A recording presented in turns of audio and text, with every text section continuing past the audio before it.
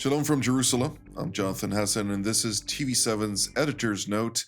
And today we have with us one of TV7's favorites, according to public statements by many, no other than Brigadier General in Reserve Doron Gavish, the commander of the Israeli Air Force Task Force for Air and Missile Defense, and a longtime partner, part of the team, but also a commentator, of course, of TV7 Israel. It's always a pleasure. Pleasure to be here, Jonathan, and this time on civilian clothes. Yes. It's necessary from time to time to go into civilian life. You're still in reserve, so it's two hats, or more than two hats in your case. But I asked you to come today. I think there so many things happened. And I think that one of the most intriguing points was the President Donald Trump unveiling a certain plan for the Gaza Strip. Many questions arise about it. Is it viable? Is it not viable? How are we to engage with this? A second point that I think is very important is the Turkish-Syrian file. What is happening in Syria, the things that are evolving there and developing. And the third point is the Islamic Republic of Iran. It's now subject to, once again, President Trump's maximum pressure campaign 2.0, if I may add. And according to a number of reports, they are rushing towards a nuclear weapon. Particularly American intelligence has identified this. Israeli intelligence is also very closely observing this, but the international community at large is very keen to understand where the Iranians are in this process. And all of this is happening under the most pressing issue, if I may add, and that is strategic power competition. The United States versus China versus Russia, albeit a secondary actor. Europe within that composition, where does it find itself? Africa, Asia. There's so much happening today that we need to take much into consideration. And all of that reflects into the three topics that directly impact the state of Israel in a very significant way that I believe will have implications for history moving forward. What is your view on that? Well, Jonathan, I'll start where you ended. Probably when we'd be 20 years from now or 30 years from now, and we look back, we would look on this period of time that this was something unique within the history of our region, within the history of Israel. Because really what is happening, we could call it an earthquake. If we compare the strategic posture today to the way that it was 2 years ago, we are in a completely different situation. And being in the myth of the history time, sometimes it's very hard to go up and to really understand what is happening, where should you go, and so on. When I was a student in the National College, one of the most interesting courses that I had, the name of it was Complex Systems. And within complex systems, sometimes things are evolving and you must contain it, but you can't shape everything. You could move some things, but sometimes the flow is moving and you have to go with it and to make sure that this in general going your way. And I think this is what Israel should do. By the way, a very interesting example that within this course they used to give us is that in France, there is the Etoile, the Arc of Triumph, and there is a circle around it with 12 different entrances. The one who goes into the entrance, when you're driving into the entrance, this is the one that have the yield. Yeah, exactly. So imagine yourself 12 different entrances into this circle or roundabout, and you have to manage everything. Once there will be a policeman there, probably everything would be messed. But there is something that makes sense in what is happening. Also, Hegel, if we remember, he said that what happening, probably it makes sense. So if I'm looking on the situation that we are, for sure from the Israeli perspective and interest, we are in a much, much better position today if we compare ourselves to where we were 2 years ago. Of course, we had the 7th of October, which was a terrible event, and what happened there, and we still have the hostages that we want some of them. Hopefully, we'll see 3 of them coming this weekend. But in general, if you are looking on the Hezbollah in the north, Syria, Iran, Hamas, Gaza Strip, those forces that 2 years ago, the scenarios were almost like Armageddon scenarios. Israel would be fully attacked by the Hezbollah. We would be here for 3 days without light, thousands of people that were killed, devastation all over Israel. Nothing of it happened because of a lot of reasons. But in general, we stick to our strategy, national one, military one, and we are now in a completely different situation. This is from a very, I would say, unique angle and specific angle of Israel. I think on that is something to point out. When we speak about the worst case scenario, and this was a worst case scenario of what it was supposed to look like, based on risk assessments, based on concrete intelligence with regard to the capabilities that Hezbollah has. Hezbollah felt emboldened by those assessments, but it miscalculated one factor, and that is when you move, your enemy moves also. And we here, the enemy of Hezbollah and the Islamic Republic of Iran, would not sit idly by and wait for them to do whatever they want. So naturally, from the beeper mission that I think is people speak about it in what type of significance it turned the equation so rapidly. When we're talking about the two sides, the other side did not expect us to defend ourselves. He thought that we would roll over and basically capitulate to their schemes. And that was their mistake, pride. And with much pride comes a very terrible fall. And the devastation of Hezbollah, the devastation of Hamas, and the ramifications thereof on the geostrategic landscape, be it in Syria, be it even in Yemen, the Yemenis are concerned because a vacuum has emerged. The Iranians are in a very tough position. I mean, you're seeing their exercises time and again, particularly also now their air defense exercises. When you look at that, and you see the primitive systems that they're utilizing today, they're good systems, short for close distance targets. Yeah. But the operational capacity of Israel is not for close targets.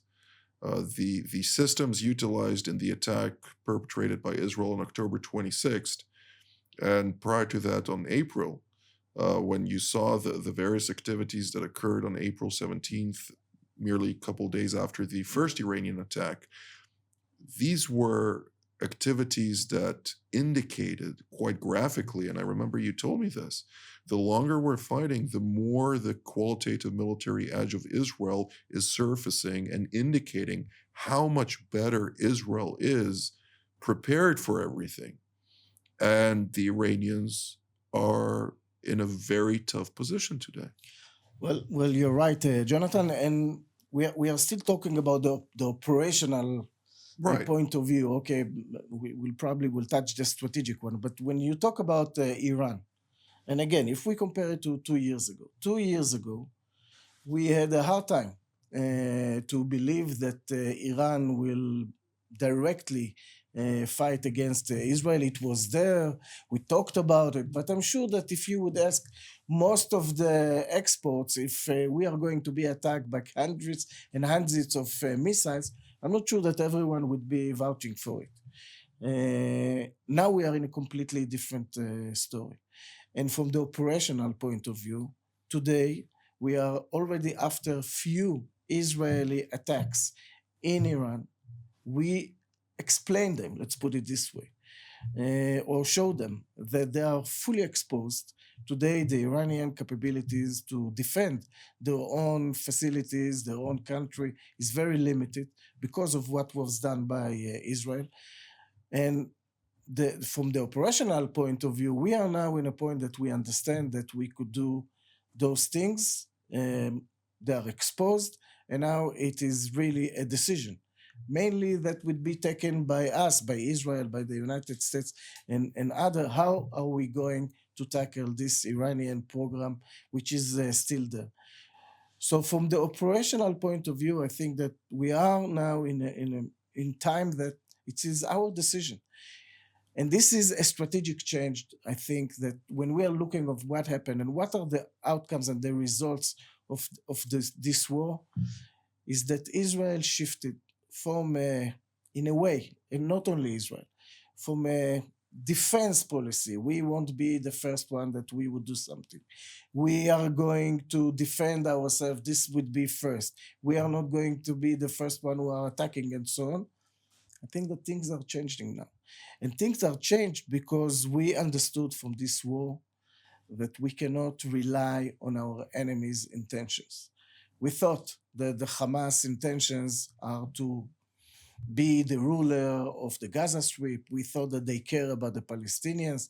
We found out that the only thing that they care is to kill us, to do what they've done. Same with the Hamas and same with the Iranians. So I think that the understanding that you cannot allow your enemies' capabilities that would be able to arm Israel, this is the most important thing. And it shifted our strategy. And I think this is how we should look toward the future. It could be done in many different ways. I hope so. It could be done in a very different ways. Not everything is about military campaigning. No, of course. There are others. But this is, I think, what should happen. And I hope that this understanding toward Iran won't be only an Israeli understanding. I think that we are there, of course, with the current government, and hopefully other nations in the world would understand that Iranians are the bad player on this region. There shouldn't be any question now. Who are the good guys? Who are the bad guys? Who are the ones who are the destabilizer of this region? Now it's out of the open. So the question is, are we going to step forward? I think we should. The question is how to do it. We have to do it together. There should be a coalition. But this is one of the reasons that I'm saying that we are completely in a different strategic point. From operational perspective, but also from the strategic understanding of all of us that we cannot wait. When you are waiting, by the way, it's also a decision. But the problem that when you are waiting, your enemy is moving on and is doing, and you might find yourself in a position that it would be very hard for you to react, and then you are in a completely different story. No one wants Iran with the weapons of mass destruction. Absolutely. So I think this is the looking into the future. This is really the huge change that happened here, but we're not done yet. We don't know exactly what is going to happen in Syria. You mentioned it before. The willingness of the Iranians is still there. The Houthis are still there. Yeah. Egypt doesn't have its economy is being armed very, very strongly. It is still there. The freedom of shipment is still. We were not back to where we were before. So we must make sure that we are taking care of those issues. And I think that we have a window of opportunity. You're obviously involved as the commander of the Israeli Air Force Task Force for Air and Missile Defense, and really I am very much impressed, and thank God for you and the men and women that operate alongside you with the commander of the Israeli Air Force and the commander of the Israeli Air Force air defense units. But when we really look at the broad scheme of things, and I touch on a couple of angles. When I see the arsenal of Iranian capabilities, I'm not as impressed as some may be about what they have. I know they're well equipped, and it's the largest, as General McKenzie used to say, the largest missile and drone arsenal in the entire Middle East, but they don't have any defenses. And those defenses are a weakness. They're spread out very thinly in Africa, in South America, in Europe, in Asia. They want to be involved in pretty much every place. The thing is, they can't really back it up. And now with the Trump administration's maximum pressure campaign back in force, I am looking forward to the consequences and what may emerge. Of course, I look at it as a strategist always.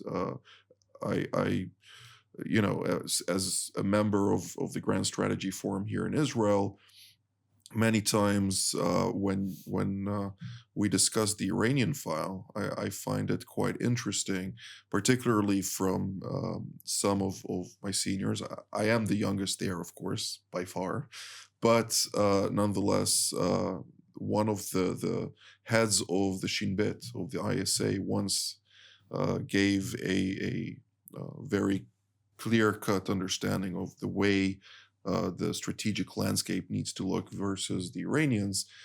And he noted that it's like a water polo game where you have all the heads out, and from time to time somebody raises their hand with the ball to throw it. But what's happening underneath the water, I mean, that is mayhem. Hitting each other, or punches and kicks, and it's the worst type of game underwater that can be. And therefore, this was the illustration or the analogy to the Iranians. Mm-hmm. Underneath the surface, they are vicious. They operate with proxies. They operate with various crime syndicates, be it in the Middle East, in Europe. I mean, Swedish intelligence comes out and says that they are highly alarmed by the fact that the Iranian RGC is recruiting young children underage in order to perpetrate assassinations throughout the European continent. The evil mind of those individuals, there are no red lines for them. Mm-hmm. And therefore, they need to be confronted in a ferocious way. And I know the Americans are very clear-eyed currently in this current administration about the Iranian threat. And I am very convinced of their intentions to do so in a manner, or to rein in the Iranian belligerents in a manner that will allow to really change the course of the Middle East for the better. And not only the Middle East, but the entire world. Now, the Iranians have two options.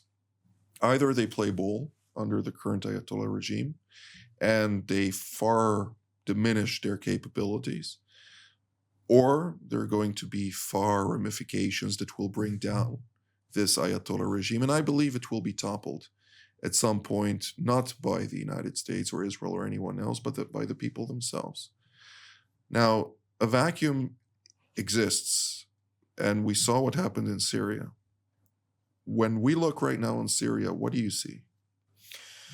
Well, Syria is really one of the main topics that we should look at, and we are just on the beginning of it, because from the one hand, from the Israeli perspective, what happened there means that Iran is not there.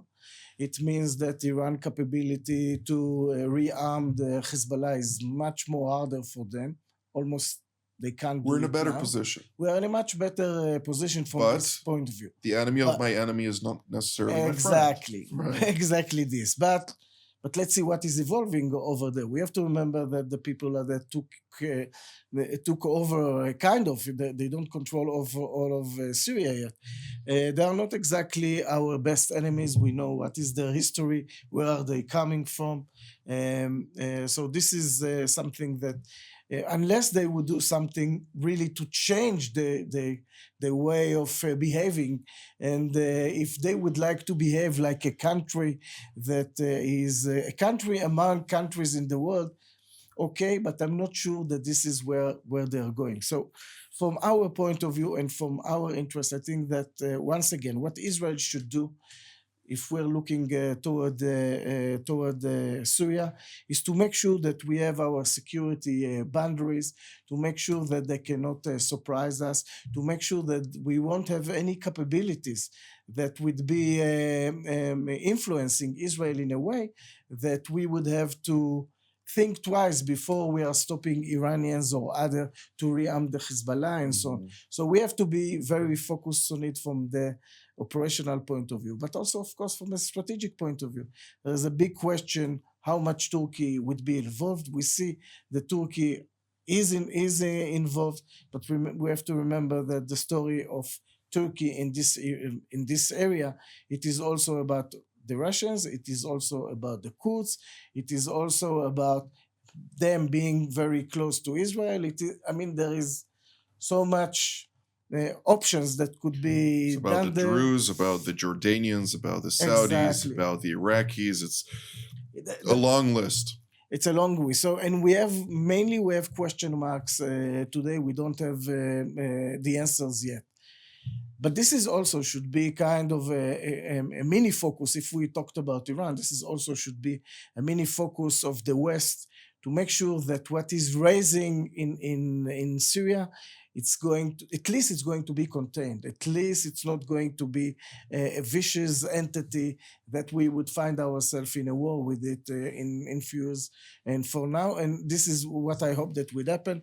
We don't know yet. So again, from an Israeli perspective, we have to make sure that all the red lines of rearming Hezbollah and the connection between Iran and Lebanon, Hezbollah within Lebanon, all those red lines won't be crossed. We have to make sure that we have a security border, and we have to make sure also that if there are some communities within Syria that you talked about the Druze, for example, maybe others also, they don't want to be a part of it.